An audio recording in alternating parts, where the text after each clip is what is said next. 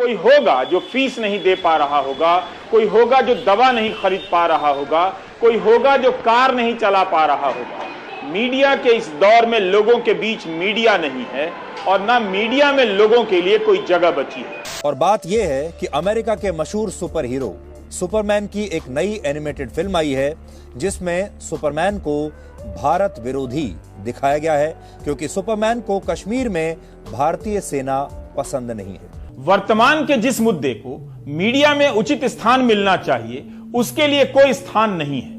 आम लोगों के लिए पेट्रोल और डीजल के दाम उनकी चिंता रेखाओं में पहली हेडलाइन की तरह मौजूद हैं, लेकिन अखबारों और चैनलों के समाचारों में पेट्रोल और डीजल के दाम संक्षिप्त खबरों के कॉलम और स्पीड न्यूज के हवाले कर दिए गए हैं। लेकिन आज हमने आप सब के लिए एक बहुत बड़ा लक्ष्य रखा है, बहुत बड़ा टारगेट रखा है, और आज आपका टारगेट है सुपरमैन और सुपरमैन का निर्माण करने वाली डीसी कॉमिक्स, जिसे आज ये पता चलेगा कि भारत के 135 करोड़ लोगों की शक्ति सुपरमैन पर भारी पड़ सकती है। और हम ये चाहेंगे कि आज डीसी कॉमिक्स को भारत के लोगों से माफी मांगनी चाहिए। इस साल 19 जनवरी को दिल्ली में पेट्रोल 85 रुपए लीटर था। यह भी कम महंगा नहीं था। फिर 6 जून को 95 रुपए लीटर हो गया और 8 जुलाई को 100 रुपए लीटर और अब 105 रुपए लीटर से अधिक। इस तरह से दिल्ली के ही लोग 10 महीने से महंगा पेट्रोल खरीद रहे हैं। 10 महीने में 20 रुपए दाम बढ़ गए, यानी हर महीने औसत 2 रुपए। कई शहरों में 110 रुपए पार कर रहा है पेट्रोल का दाम।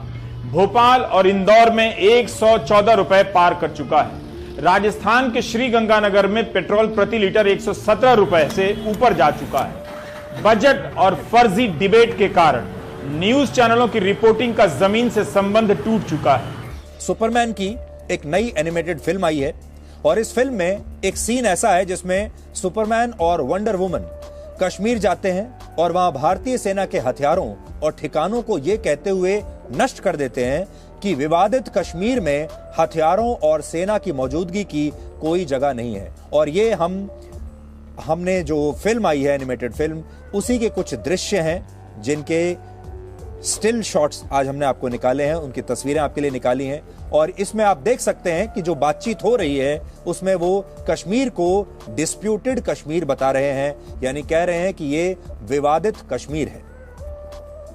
ये सीन डीसी की नई एनिमेटेड कॉमिक फिल्म का हिस्सा है जिसका नाम है इनजस्टिस, जो कल ही रिलीज हुई है।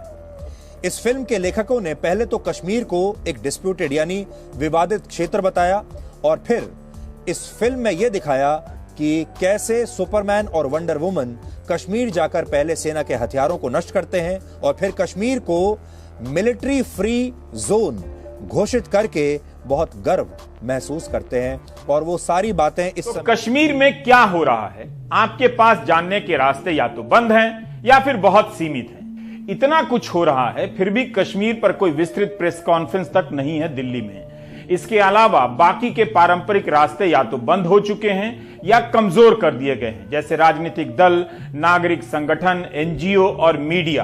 5 अगस्त 2019 को धारा 370 की समाप्ति के बाद इन सभी की हालत पर आप गौर कर लेंगे तो पता चलेगा कि कश्मीर पर जानने के लिए आपके पास गोदी मीडिया ही है जो कि खुद नहीं जानता वहां क्या हो रहा है।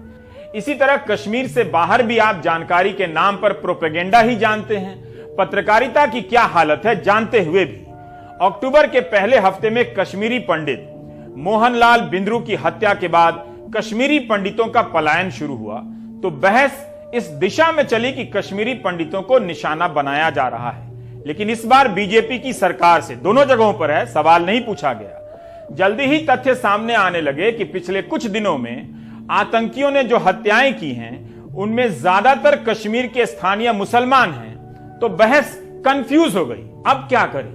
जब प्रवासी मजदूरों की हत्या की खबरें आने लगी और उसमें हिंदू और मुसलमान दोनों हैं, तब बहस ठंडी हो गई।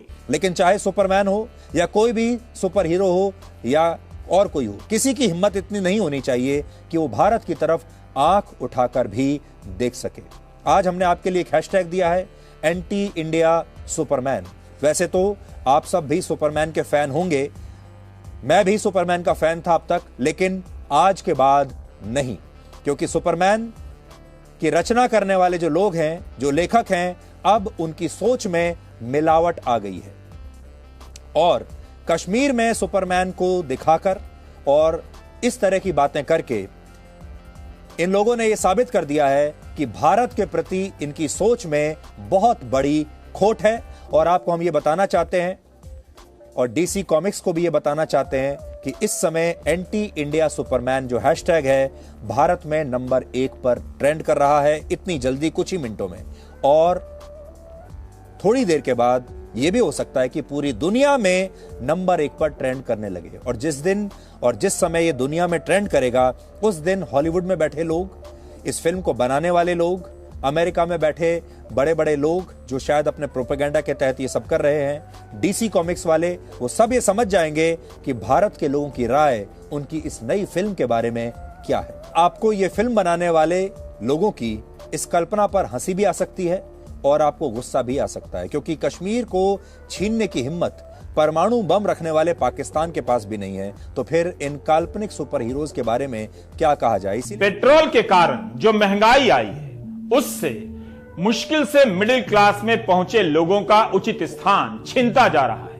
वे सरक कर निम्न मध्यम वर्ग की तरफ जा रहे हैं और निम्न मध्यम वर्ग वाले गरीबी की तरफ। आज किसी का उचित स्थान सुरक्षित नहीं है आर्थिक तौर पर। जो गरीब हैं और गरीब होते जा रहे हैं, उनका अनुचित स्थान और अधिक अनुचित होता जा रहा है। पैसे नहीं है। आम आदमी की हालत यह हो गई है कि 1 लीटर पेट्रोल भराना मुश्किल हो गया है। पेट्रोल पंप पर लोग 40 रुपया 50 रुपए का पेट्रोल भरा रहे हैं। और आप सबको हम बहुत बहुत बधाई देना चाहते हैं कि आप सब ने मिलकर एंटी इंडिया सुपरमैन को इस समय देश का नंबर 1 ट्रेंड बना दिया है। और यही है भारत की असली ताकत। और इस ताकत के सामने चाहे सुपरमैन हो या कोई भी सुपर हीरो हो, हमें ऐसा लगता है कि वो टिक नहीं पाएगा। हाल ही में डेक्कन हेरल्ड अखबार में विवेक कौल ने लिखा कि अप्रैल 2015 से मार्च 2021 के बीच केंद्र सरकार ने पेट्रोल और डीजल पर लगने वाले उत्पाद शुल्कों से 13,70,000 करोड़ रुपए कमाए हैं। ज्यादातर कमाई हाल के वर्षों की है। टैक्स की मार कभी इतनी नहीं पड़ी। यह ऐतिहासिक है। फिर भी इस मुद्दे को उचित स्थान नहीं दिया जा रहा है। सरकार पेट्रोल और डीजल की कीमतों पर क्यों नहीं बात करना चाहती है? अब ये सारी फिल्में अपना एजेंडा चला रही हैं। ये सारे कैरेक्टर्स अपना एजेंडा चला रहे हैं और ये दुनिया को बताना चाहते हैं कि भारत जो इनकी रिपोर्ट्स में आता है, जो यूनाइटेड नेशंस कई बार जो बात करता है, अब वो उनकी फिल्मों में भी आने लगा है। और ये भारत के खिलाफ एक बहुत बड़ा दुष्प्रचार है। पेट्रोल और डीजल के दाम बढ़ा दिए गए हैं ताकि आप सभी पेट्रोल खरीदकर विकास में योगदान दे सकें। बिहार, यूपी के लोग सरकार से मांग कर सकते हैं कि उन्हें भी 110 रुपया लीटर पेट्रोल खरीदने का मौका दिया जाए।